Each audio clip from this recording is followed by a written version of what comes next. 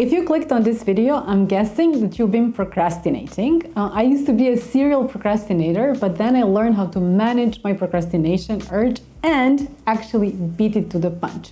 So in this video, I'm sharing my 9 top tips to help you beat procrastination and get things done.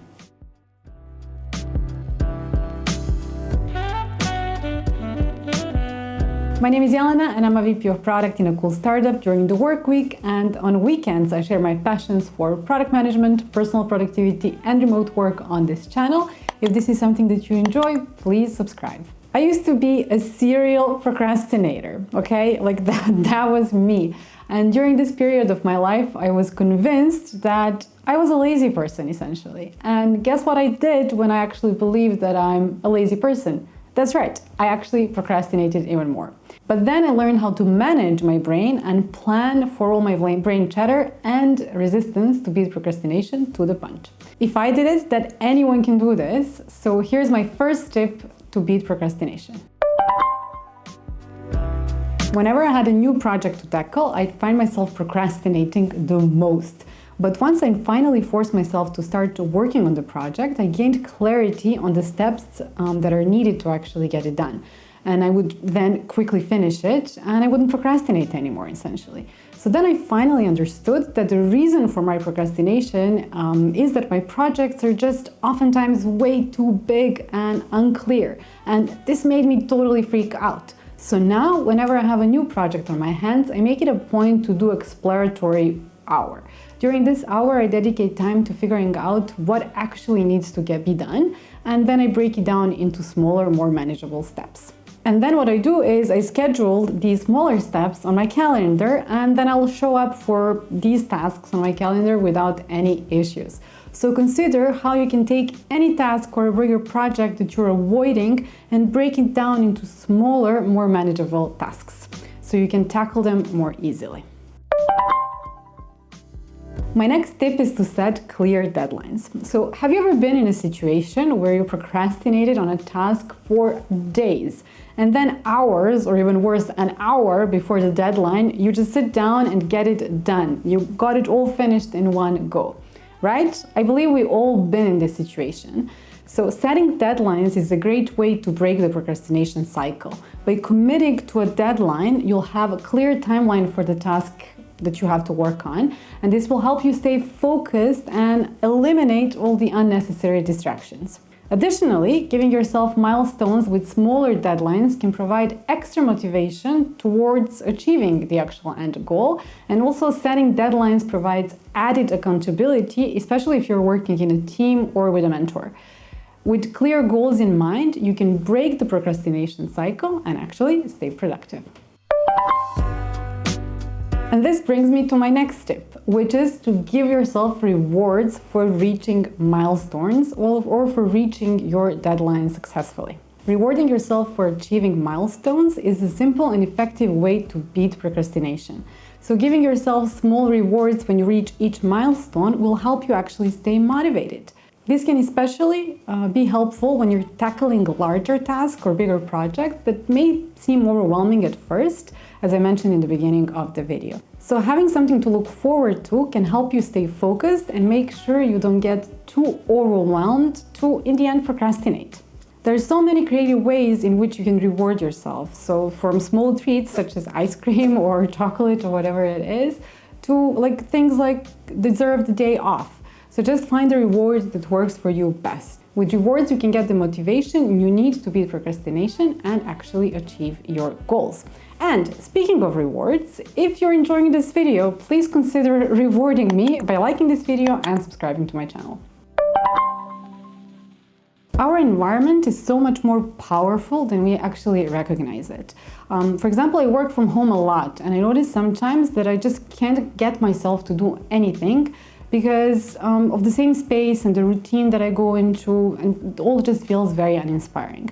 So when this happens, I like to switch it up a little bit, and that's why I prefer to work from a co-working space at least 2 times a week. So I get out of my house and put myself in a different environment. So changing your environment can be a great way to beat procrastination. Working in a different space or location can be refreshing and help you stay focused on your task. Or if that doesn't work, you can just go out for a short walk, a coffee outside, listen to some new music. You can meditate to just get refocused and inspired as a way to break out of your routine. With some small changes to your environment, you can beat procrastination and get back on track. We live in crazy times when there is really nothing that technology can help us with, including procrastination. You can use apps such as Session app to run your Pomodoro sessions so that you can become more aware when you have the urge to procrastinate and get distracted. And I shared a lot about Pomodoro technique and the Session app that I really enjoy in another video, which I will leave linked in the description box down below. You can also manage your to-dos in Notion, for example. And honestly, is there anything more satisfying than crossing a to-do off your list? And as you might already know, I'm huge on planning and using my Google Calendar. These days, my calendar is my biggest anti-procrastination weapon. What's scheduled in my calendar is good as done, and that's why my calendar is my biggest partner here. I don't think twice about it. I have a video that goes deep into my planning process, which I will leave also linked in the description box down below. Anyway, technology can be a powerful tool in breaking the procrastination cycle and achieving success. It can help you manage your focus and manage all the work that you need to do. I notice that I often procrastinate when I'm fatigued or just tired. So I understood that rest is actually necessary to get things done effectively. Rest is basically productive. So taking breaks throughout the day can be a great way to beat actually procrastination. Breaks are important for boosting productivity and preventing burnout. Taking a few minutes away from the task at hand can help you refocus and actually stay motivated. Additionally, taking a break gives you a chance to clear your mind and refresh your energy. And this can help you get back to the task with new perspective and focus. With regular breaks, you can stay motivated and make progress towards achieving your goals. So don't underestimate taking breaks as another tool to beat procrastination. Okay, so this may seem a bit counterintuitive, but oftentimes we tend to get bored and then procrastinate when we have to work on things that are just routine and plain boring. So challenging yourself with difficult tasks is one of the best ways actually to beat procrastination. Accepting a difficult task can be daunting at first, but it's also a great way to challenge yourself to push your boundaries. But it's not just about taking a super challenging task, it's actually working on a task that's just a bit above your current level of capability that will actually keep you motivated and stop you from procrastinating. So if you have to work on something that's uninteresting, think about how you can spice it up and make it a tad more challenging. Sometimes there are those days when no tip or trick will help you to get anything done and break free from procrastination. Starting small can be a great way to beat procrastination. By tackling tasks piece by piece, you can make progress and prevent yourself from getting overwhelmed. So in practice, instead of saying you're going to do something for 2 hours, just commit to doing it for 2 minutes. What happens in most cases, after you worked on something for 2 minutes, you'll get the energy boost and inspiration to carry on for longer. So just think about the smallest possible step and smallest possible commitment and work your way up from there. Just do something for 2 minutes. Finding an accountability partner can be an effective way to beat procrastination. An accountability partner is essentially someone that you can turn to when you need a push in the right direction. A good accountability partner will ask hard questions, hold you accountable to specific goals, and provide motivation and encouragement. They can help you stay focused and on track even when you're feeling like you want to give up. Finding the right person to be your accountability partner is a key to success.